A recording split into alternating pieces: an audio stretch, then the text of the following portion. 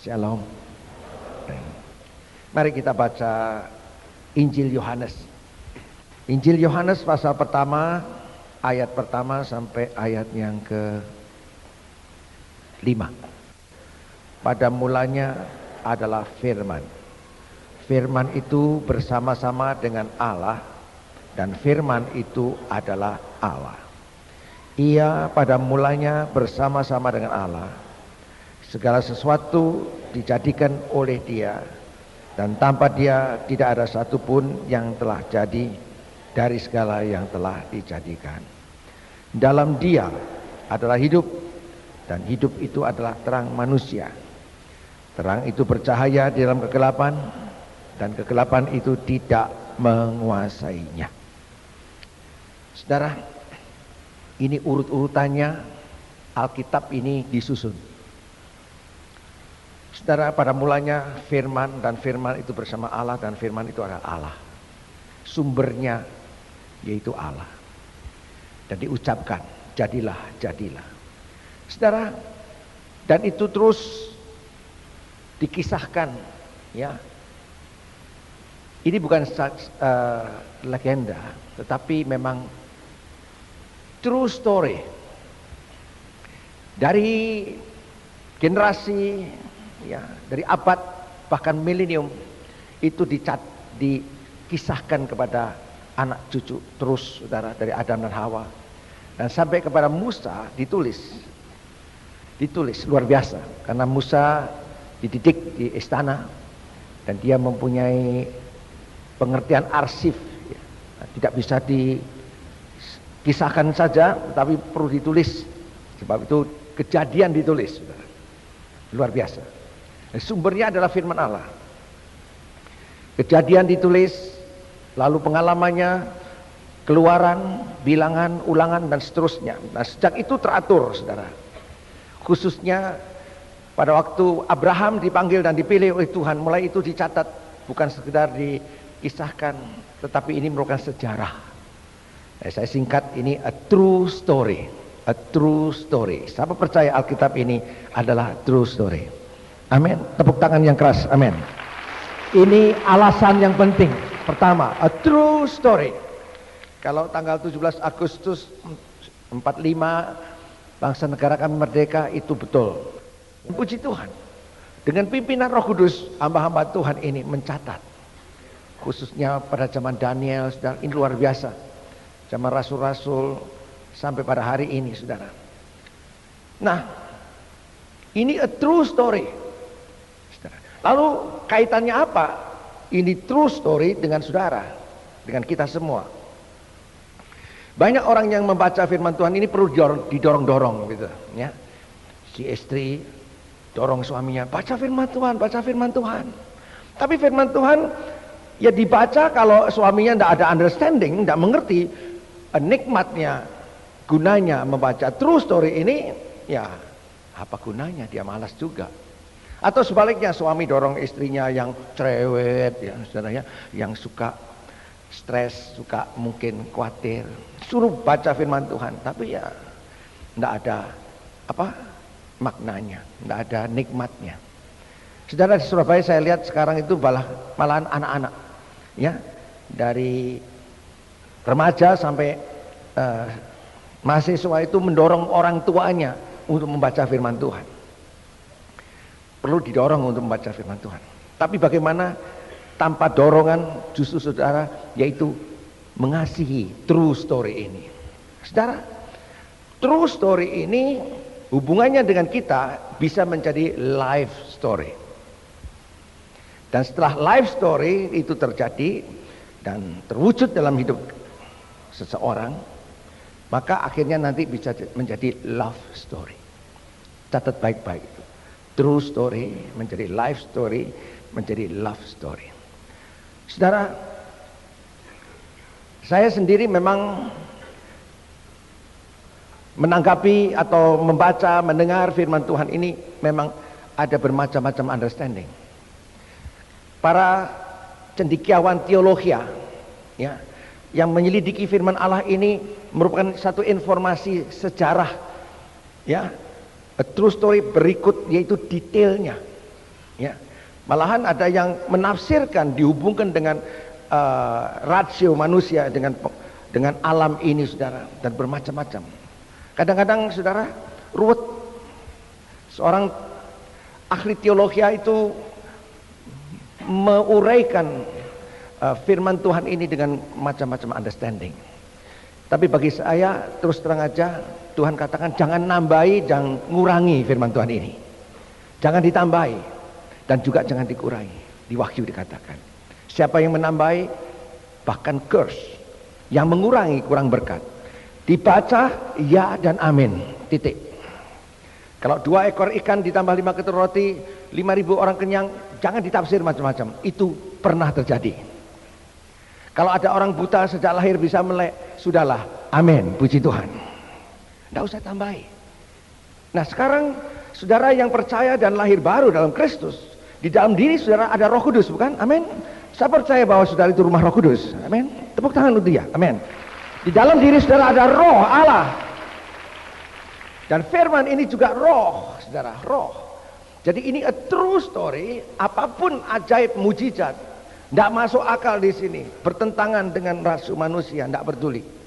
Tanda ajaib ini, saudara, bisa juga diwujudkan dalam hidup saudara. Life story. Karena apa?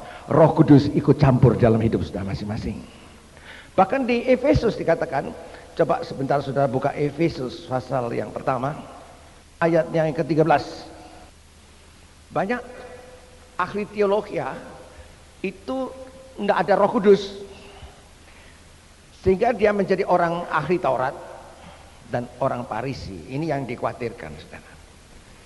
Tapi saudara yang sudah lahir baru dalam Kristus, seperti Tuhan Yesus katakan pada Nikodemus, bahwa engkau tidak bisa mengerti kerajaan Allah.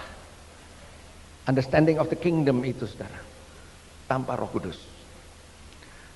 Dengan Roh Kudus yang ada pada saudara, saya percaya lain. Uraian, understanding itu berbeda. Jangan sampai engkau menjadi ahli Taurat dan orang Farisi.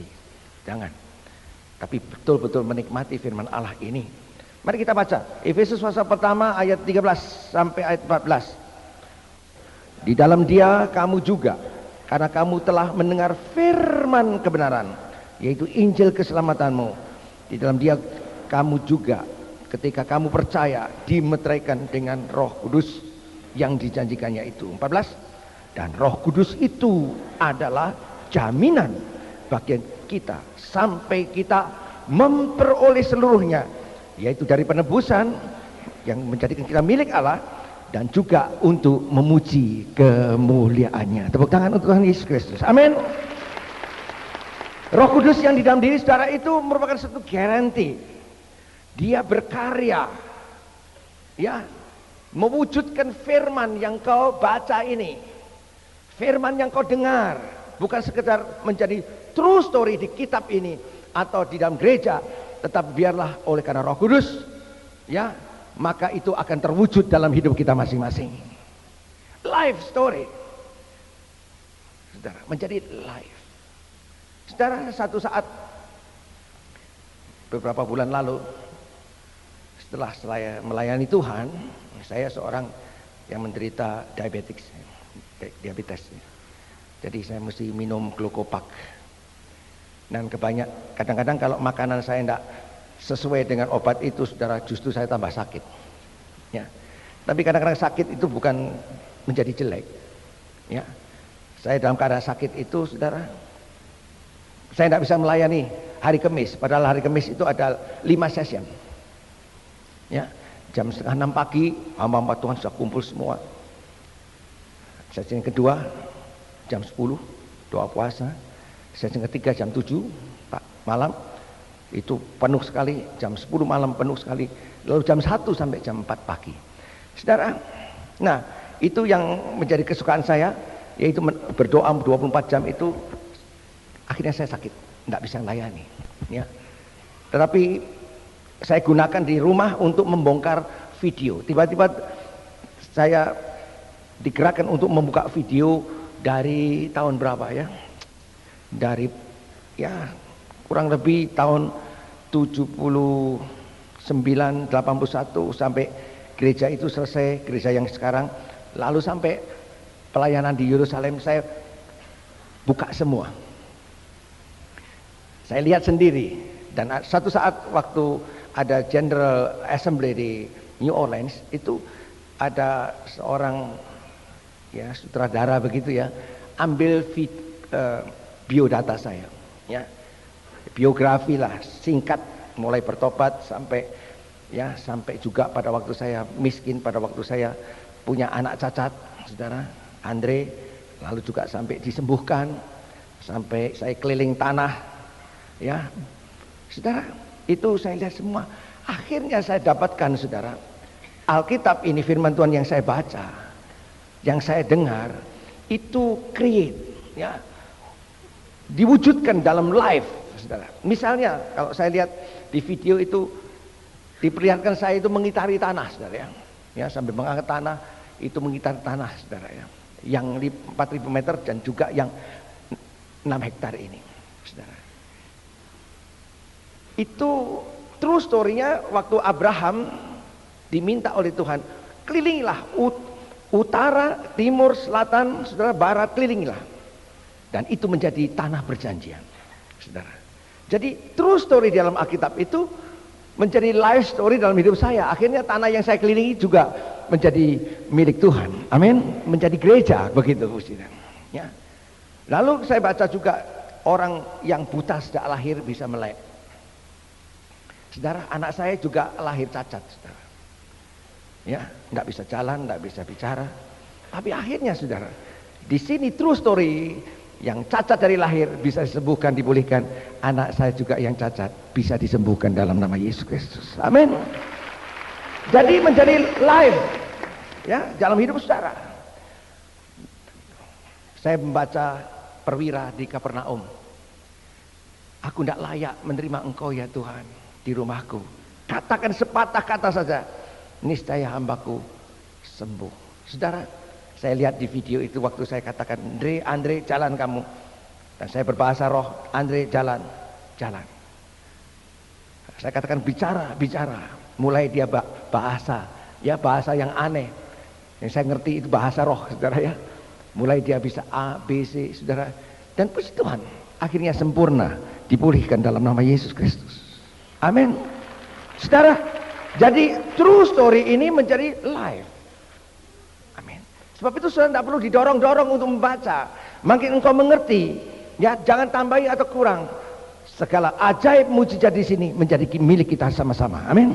Puji Tuhan. Sebab itu katakan sebelah saudara, kalau perlu didorong begini, kamu anak-anak ajaib, begitu, puji Tuhan.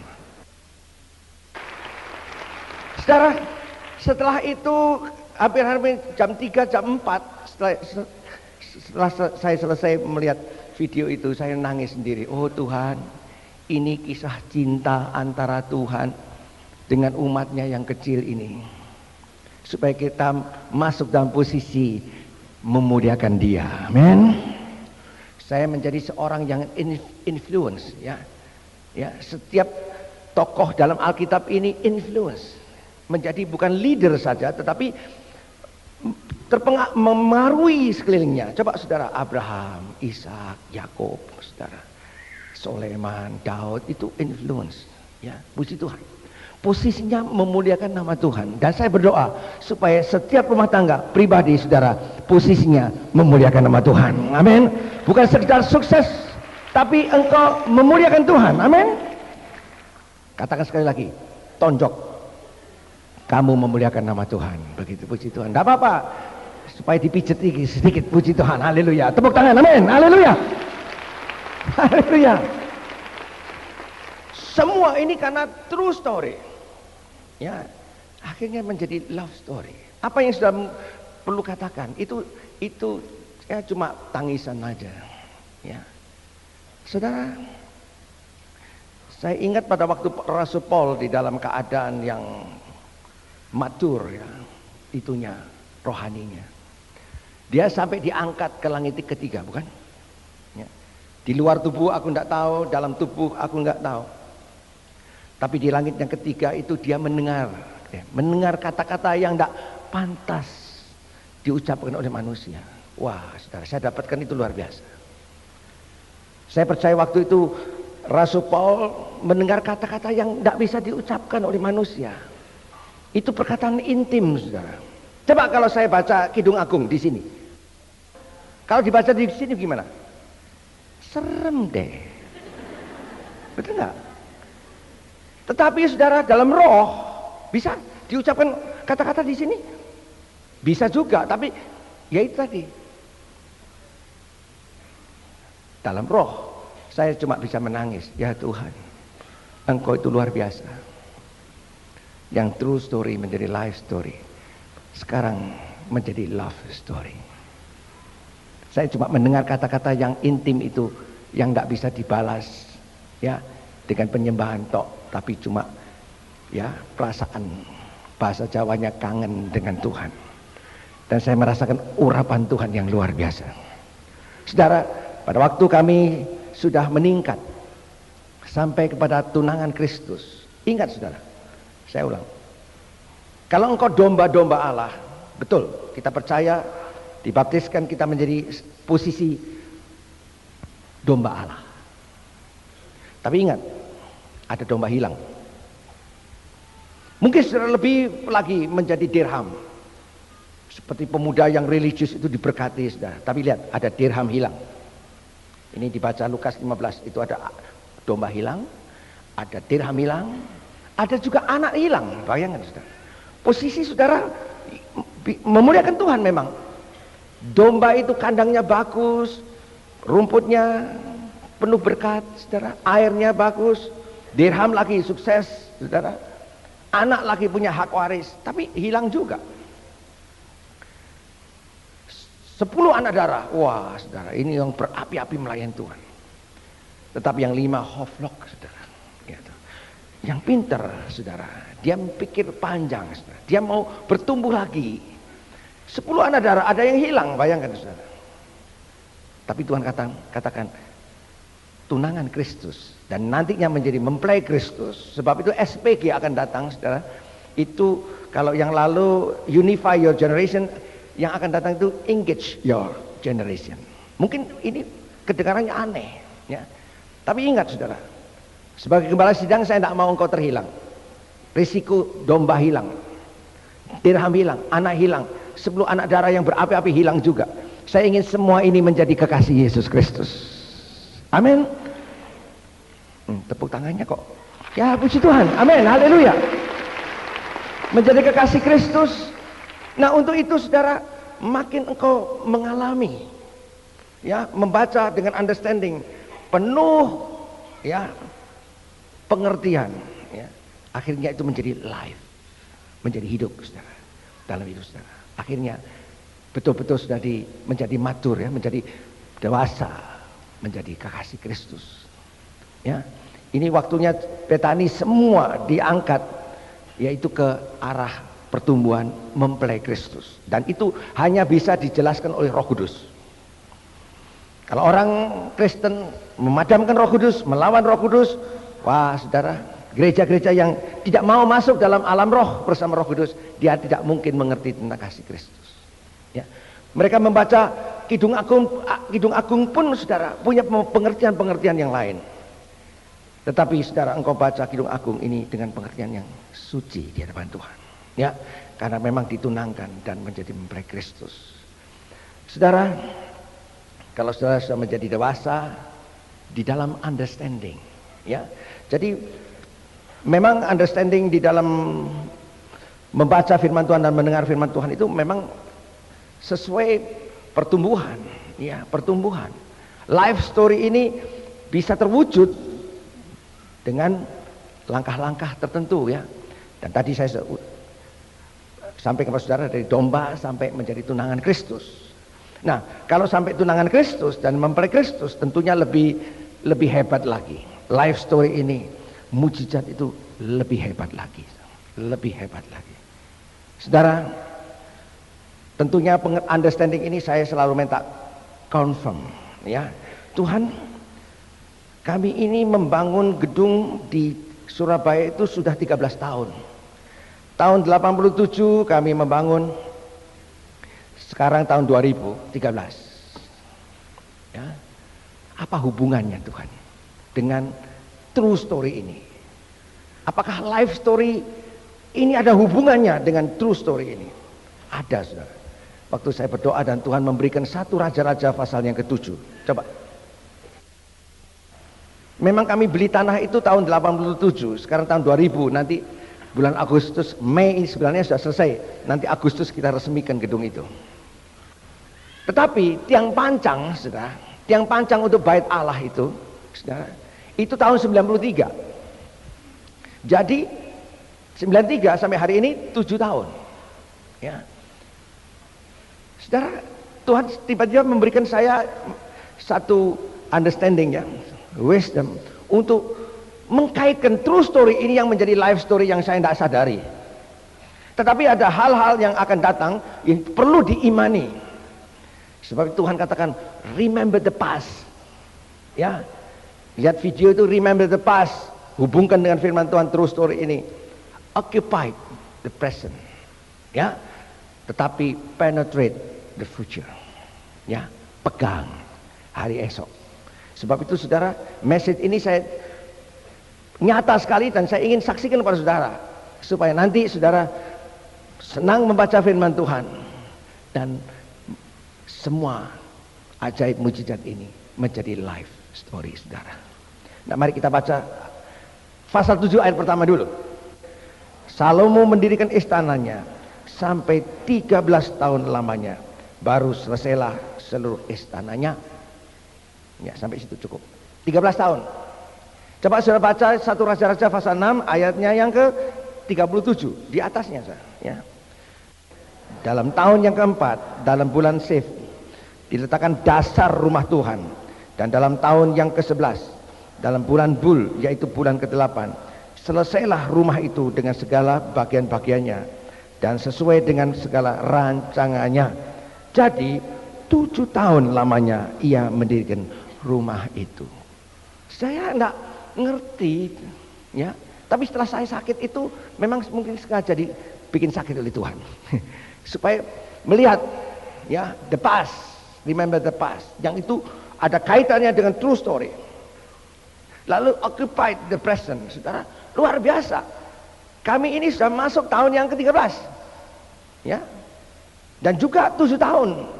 Pada waktu saya tanya Pak Budi yang pegang arsip, ya, video, album, potret, saya tanya, coba periksa di album itu kapan tiang pancang itu dipasang pertama dengan Bapak Wali Kota Purnomo Kasidi waktu itu.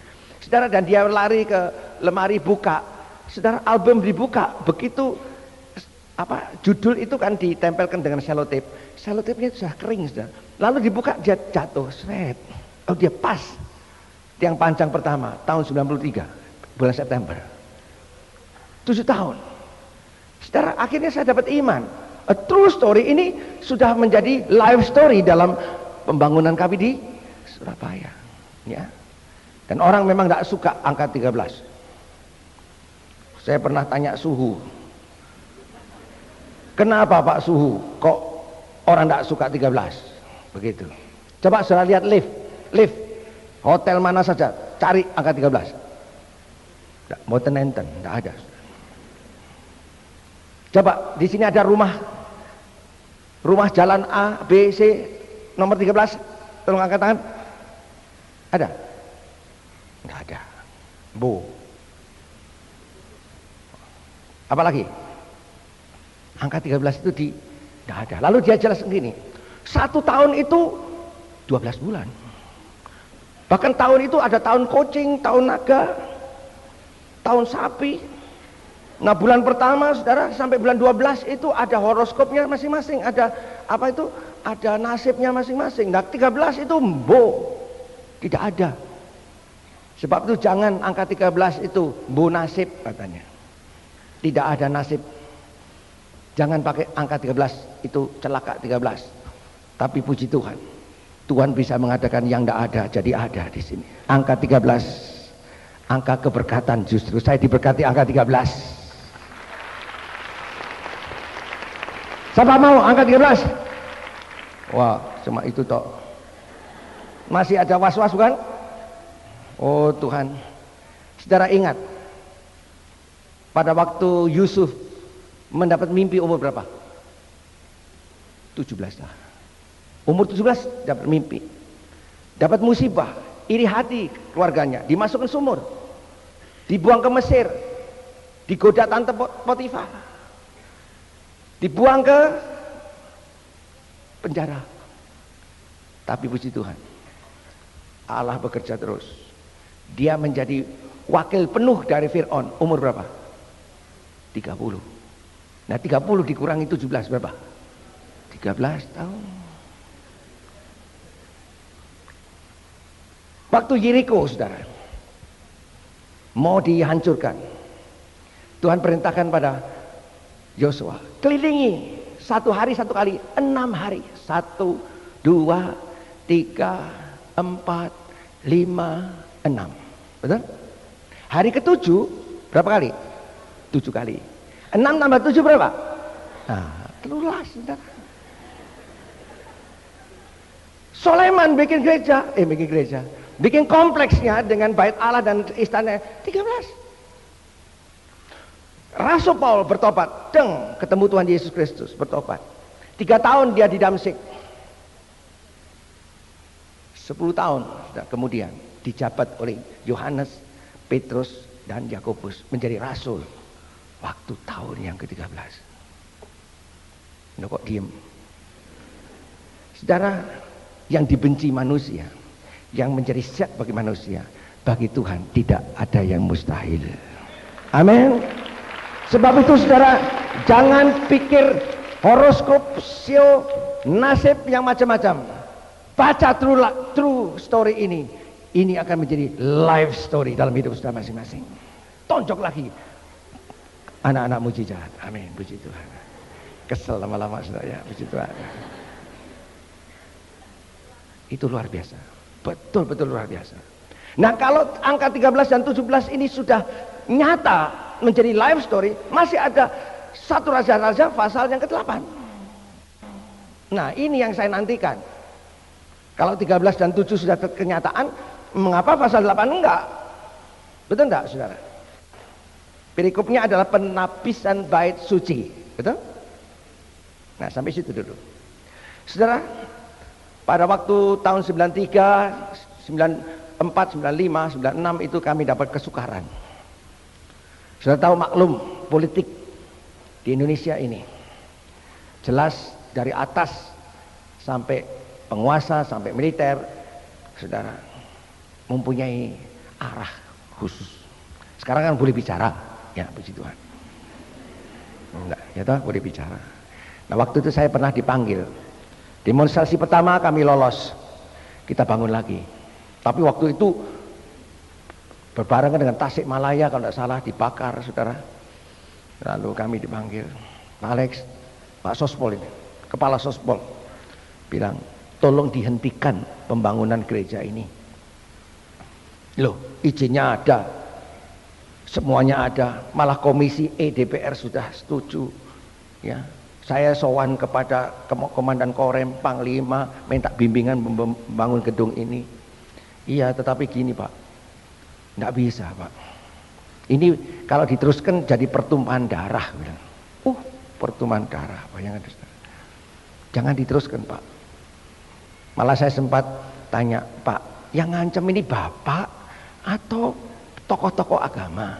Sebab saya sudah deketi semua tokoh-tokoh muslim, mereka baik, baik saudara, sungguh baik. Malah saya sempat juga membantu pesantrennya.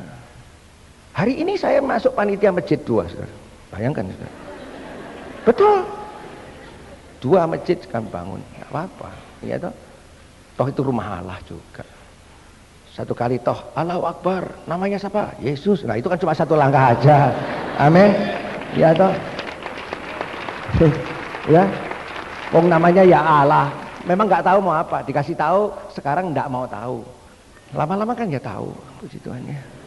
Gampang aja, nggak usah apa-apa. Saya bilang ini mereka nggak apa-apa Pak, nggak bisa. Ini instruksi dari atas. Wah ya sudah. Bagaimana supaya bisa terus? Gini, ganti namanya. Jangan gereja Betani, tapi Geraha Betani.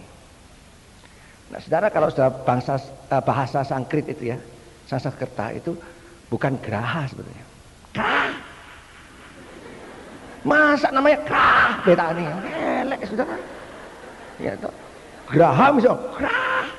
Membacanya tidak boleh graha, krah. Waduh, keberatan saya bilang. Krah Betani. Malah saya bilang, ini gedung pertemuan loh. Kita bertemu bisa menyanyi bersama, bisa berdoa bersama, bisa kebaktian bersama. Ya, tapi hati-hati, mesti ke tempat jadi tempat umum itu enggak boleh. Ya toh. Ya paling enggak saya bilang oke lah. Tempat umum tapi saya satu syarat, untuk tinju enggak boleh loh. Ya toh, ini yang bangun gereja Jemaat Tuhan, dan sertifikatnya kebetulan memang Gereja Betel Indonesia Jemaat Betani. Jadi sertifikatnya atas nama gereja, dan saya pikir gedung apa saja di atasnya ya gereja kan gitu.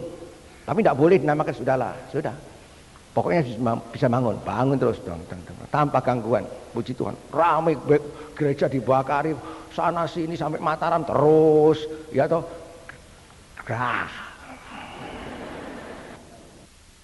Tetap jadi gereja.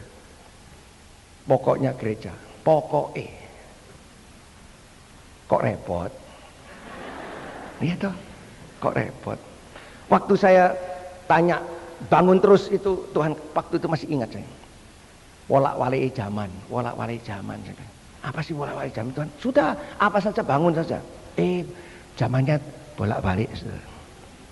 Kalau saya tidak teruskan pembangunan itu, tidak pas 7 tahun dan 13 tahunnya, tidak pas, tidak jadi life story. Untung Roh Kudus terus, saudara. Wah, sana rusuh sini rusuh, ayo bangun terus. Namanya gerah, tidak diganggu, saudara. Kalau namanya gereja dibakar waktu itu, saudara. Tapi sekarang lain, berubah zamannya, puji Tuhan. Apa yang belum terjadi? 7 tahun sudah jadi. Ini, mari kita baca pentabisan bait suci. Apa perikopnya, saudara? Tabut perjanjian dipindahkan dan kemuliaan Tuhan memenuhi bait suci.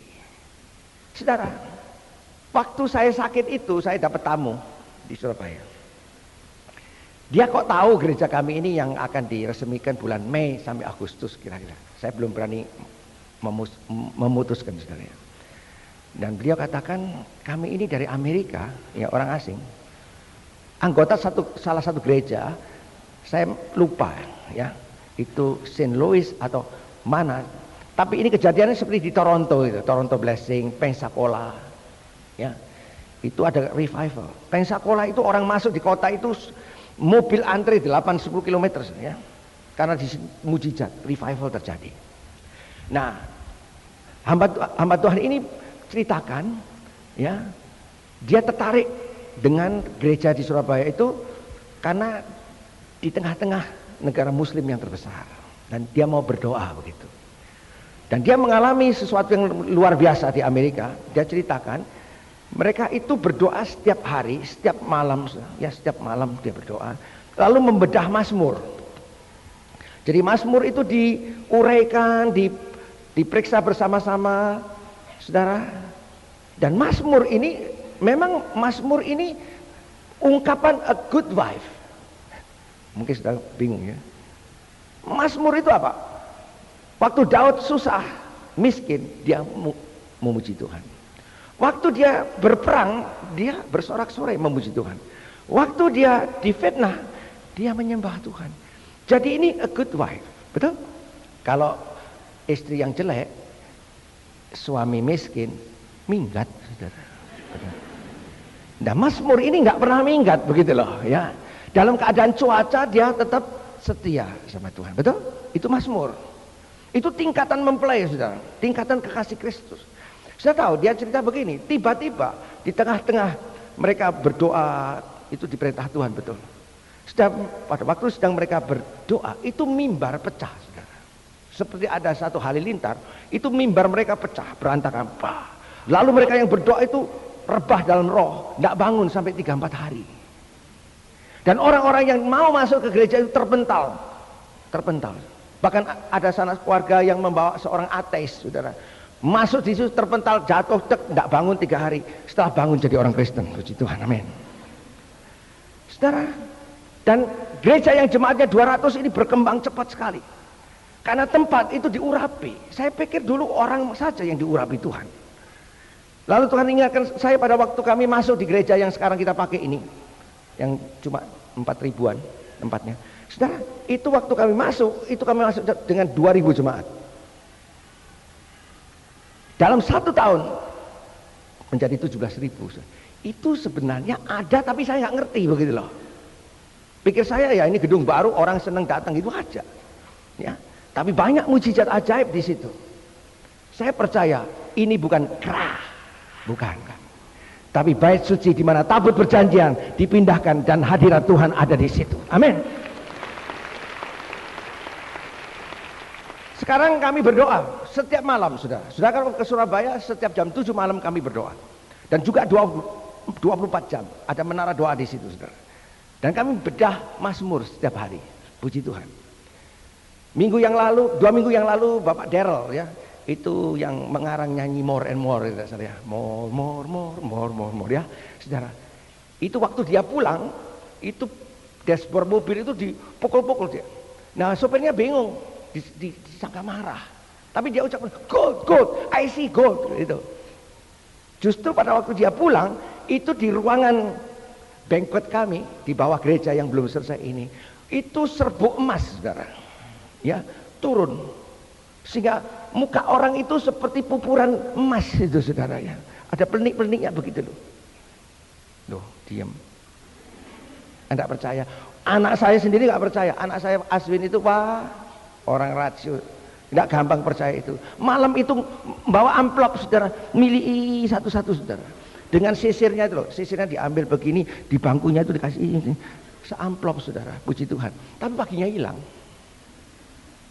Ya, seperti mana turun itu, paginya hilang, saudara. Tapi saya percaya ada kemuliaan Tuhan. Amin. Ada orang yang gatelan, saudara ya. Tidur di wisma sana, mandi sana, pulangnya waras. Coba. Ada istri minggat, saudara. Tapi minggatnya bagus. Ke bukit doa, ke ruang doa situ. Dan mereka berdoa. Dicari suaminya. Ini geger keras mau cerai. Saudara. Dan mereka datang, suaminya datang situ menjemput, doa bersama, pulang gandengan. Coba.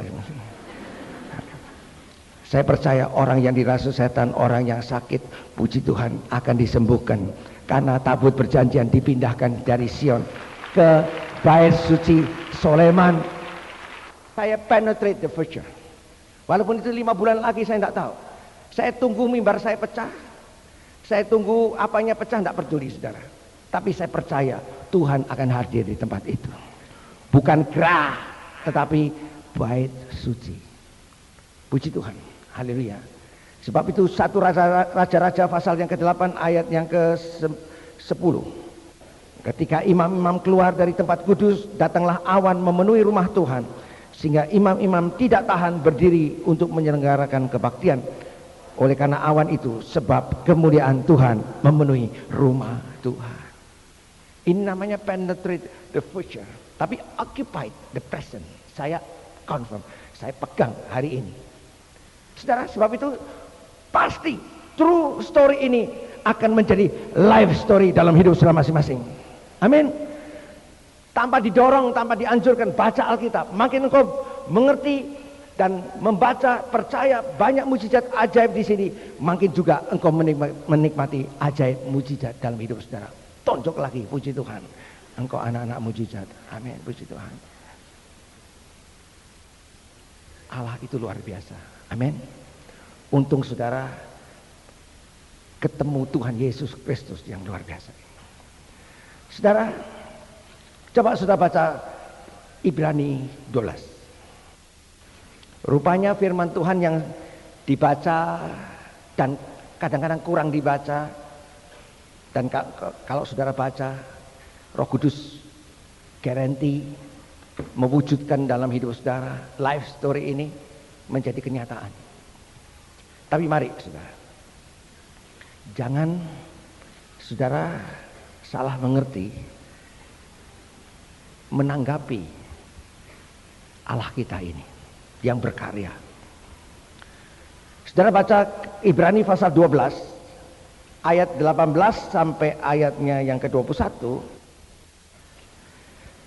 Ayat 18, sebab kamu tidak datang kepada gunung yang dapat disentuh dan api yang menyala-nyala, kepada kekelaman, kegelapan dan angin badai, kepada bunyi sangkakala dan bunyi suara yang membuat mereka yang mendengarnya memohon supaya jangan lagi berbicara pada mereka, sebab mereka tidak tahan mendengar perintah itu. Bahkan jika binatang pun yang menyentuh gunung, ia harus dilempari dengan batu. Bawah 1. Dan sangat mengerikan pemandangan itu, sehingga Musa berkata, aku sangat ketakutan dan sangat gemetar. Di mana ini? Pada waktu Musa bertemu dengan Allah, Musa dipersiapkan 40 tahun. Setelah itu kalau dia naik ke gunung Allah, dia harus puasa 40 hari 40 malam. Dan dia layak bertemu dengan Tuhan. Itu pun suaranya dan dua loh batu 10 hukum Allah itu. Mereka orang Israel yang di bawah tidak kuat mendengar apakah itu guntur, gemuruh suara Tuhan. Mereka tidak tahan mendengar. Sangat menakutkan. Dan binatang yang menyentuh lereng gunung itu, saudara, ini kalimatnya berbeda ya dalam bahasa Ibrani. Binatang itu yang menyentuh lereng gunung itu hancur seperti dirajam batu gitu. Di sini kan harus dibunuh, bukan? Maksudnya dia mati dan hancurnya seperti yang dirajam batu ini, gitu. Jadi Tuhan kita itu saya ya ilustrasikan seperti power listrik yang mega watt. Betul enggak? Sebab kalau saudara loncat ayat 29, tolong 29. Ibrani 12 ayat 29, tolong baca. Sebab Allah kita adalah api yang menghanguskan. Itu our real God yang tidak bisa buat main-main. Kenyataannya memang begitu, saudara. Hanya karena Yesus Kristus yang mega watt itu tinggal menjadi 110 volt. Kecil. Malahan pada waktu Yesus mati dan bangkit, lalu Roh Kudus mewakili Allah kita, jadi cuma 6 volt loh.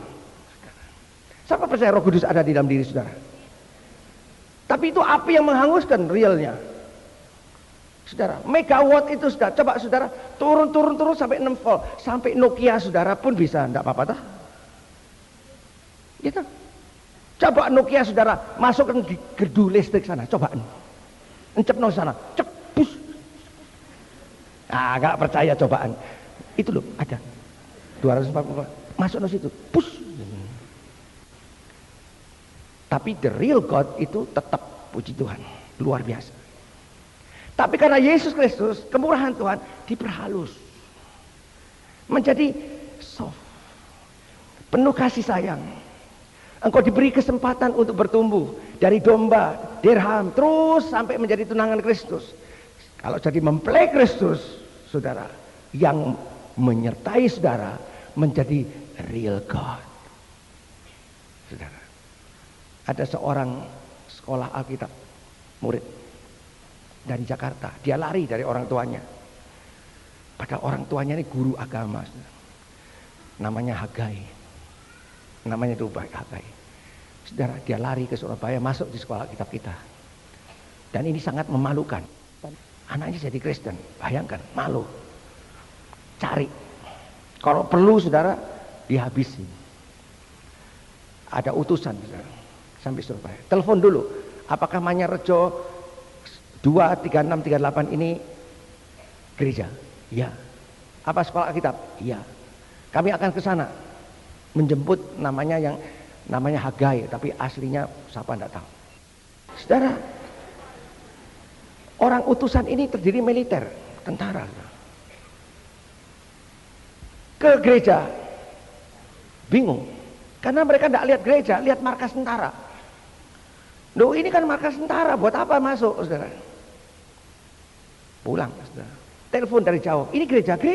Enggak, markas tentara gitu, saya ke sana. Loh, coba saudara. Ya. Sudah, pulang. Tanpa hasil. Orang tuanya marah, kirim 11 orang. Bayangkan. Datang ke sana, telepon lagi. Pak Lontoh, direkturnya yang tanya. Betul ini gereja. Anak itu ada di sini. Ya, kami ke sana. Malah tentaranya banyak pas bubaran, saudara. Pas bubaran gereja, tentaranya banyak, bingung dia. Amin. Lalu pulang, sampai di Cirebon, saudara, kijangnya masuk jurang, mati 60%, saudara. Itu. Sudah, setelah itu tidak balik lagi. Saudara. Wow, luar biasa. Real God, Allah yang Maha Kuasa. Amin. Saya percaya tempat itu tidak bisa disentuh. Tidak bisa. Kalau kita majur menjadi mempelai Kristus, hati-hati, kita dipelihara seperti biji mata Tuhan. Walaupun Ambon itu rusuh, saudara, Betani sana masih utuh, malah dicat setelah musim hujan bagus. Amin. Mataram, wah lebih hebat lagi, saudara. Berapa gereja itu malah disebut Betani di situ. Padahal enggak, 40-50 molotov diantem, enggak ada yang meletup, enggak ada. Misi utuh. Puji Tuhan. Utuh. Betani di Mataram utuh, saudara. Malah orang-orang yang tidak punya gereja kebek di situ sekarang. Puji Tuhan. Sementara nanti dipulangkan lagi, enggak apa-apa, saudara. Saudara tahu, yang di Dili lebih serem lagi. Kan habis itu kalau lihat di TV itu. Betani misi seger buger, saudara. Amin.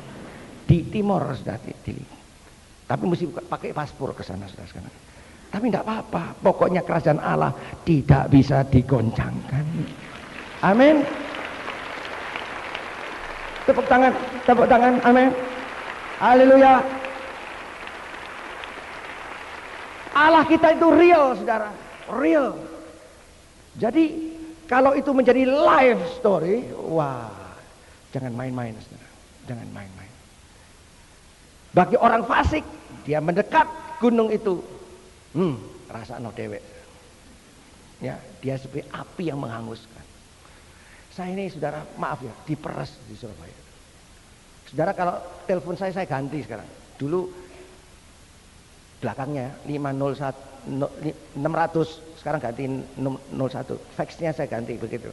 Sebab telepon sama hari, kamu tak bunuh, tak pateni, tak bacok, saudara. Terus akhirnya tak kasih apa? Itu loh, answer mesin. Answer mesinnya ya saya dengarkan tak bacok, tak mateni, tak santet, saudara. Aduh. Dan orang-orang yang itu pura-pura membela, saudara. Itu uang, yang minta uang, puji Tuhan. Minta uang macam-macam. Ya saya rela aja. Mau dijaga macam-macam. Tapi puji Tuhan, aneh. Tuhan itu tidak bisa dimain-main. Yang meres saya itu tahu-tahu kanker di hidung. Loh kok ya tidak di lain tempat, kok di hidungnya loh, coba lihat. Ya, meler sekarang gede darahnya, saudara. Saya bilang kalau engkau minta ampun tak doa tidak waras, saudara. Begitu, puji Tuhan. Siapa tahu? Ya toh nanti percaya. Saya masih menginjili dia. Nah meler, saudara. Ada yang menekan terus, ya. Musibahnya, waduh, ngeri, saudara. Ya toh. Ada yang terima berkat, diberkati, ada yang terima dapat kutuk, saudara. Ya. Seolah-olah tempat itu nggak bisa dibuat main-main. Saya percaya. Kalau tabut perjanjian Allah ada di situ, imam saja, saudara.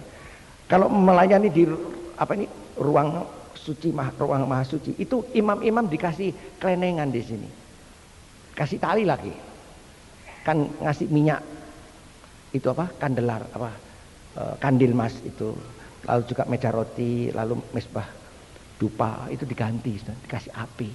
Nah saudara, itu kalau orang dengar cleaning gitu, itu namanya imam-imam melayani di ruang suci itu, berhadapan ruang maha suci, tabut perjanjian di situ. Tapi tiba-tiba kalau imamnya tidak suci, itu tiba-tiba cleaning, duduk. Lalu orangnya di luar itu tarik, karena orang tua tidak berani masuk, saudara. Kalau di sini, weng, ambulans datang nggak bisa, saudara, ditarik, sudah dud.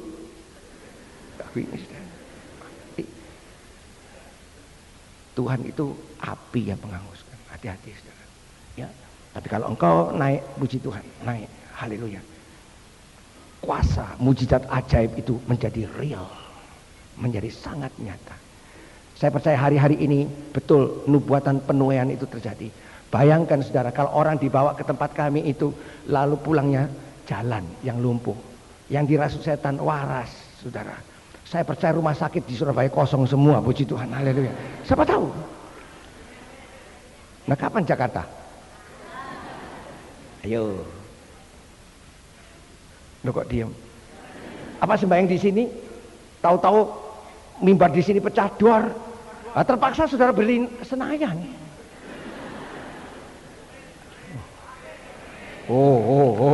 Amin. Senayan dibeli. Habis orang datang di sini disembuhkan, amin. Tapi kok saya kok enggak itu. Saya pikir Betani di Jakarta ini paling enggak mesti punya 25-30 hektar gitu loh. Nah itu amenono itu puji Tuhan. Ya, saya percaya gereja di Jakarta jauh lebih besar dari Surabaya. Pasti itu. Amin, pasti. Pasti. Amin. Hari-hari ini Pak Niko kalau saben bulan kirim 500 juta tiap bulan ke Surabaya. Kamsia. Tuhan memberkati. Kamsia, Tuhan memberkati. Karena bukan uangnya Pak Niko, uang Anda, betul? Amin. Diberkatilah, puji Tuhan. Haleluya. Engkau ikut bangun di sana. Amin. Saya bilang sama Pak Niko, nanti kalau sudah selesai sana engkau bangun di sini tak balik 100 kali ganda, enggak apa-apa, puji Tuhan. Amin. Enggak apa-apa. Saudara, doa Mazmur ini saya tularkan ke Mojokerto, ke Kediri, saudara, ke Probolinggo, ke Banjarmasin, ke Balikpapan. Memang saya tulis surat khusus kepada semua cabang, supaya nanti kalau meledak bersama-sama. Jangan kami mengalami stagnasi, cuma sukses saja. Amin.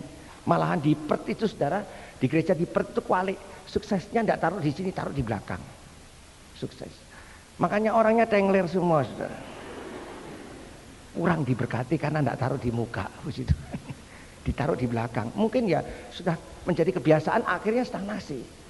Tetapi kalau di Perth, di Melbourne, di mana saja, ya orang masuk di tempat, saudara, wah, mereka terpental, puji Tuhan. Mereka mendapat lawatan Tuhan. Saya percaya itu tuayan luar biasa, puji Tuhan. Haleluya. Saudara, waktu saya berdoa, ini tempat ini kan 20.000, ini berapa? 2.000 ya? 2.000, 2.500. Ya. Pagi ini loh. Bayangkan itu 10 kali ya, 10 gedung ini ya. Diameternya 120 meter, saudara ya. Saya dulu pikir, Tuhan perintahkan gedung sak gini gede ini ngiseni ya apa caranya Tuhan ya.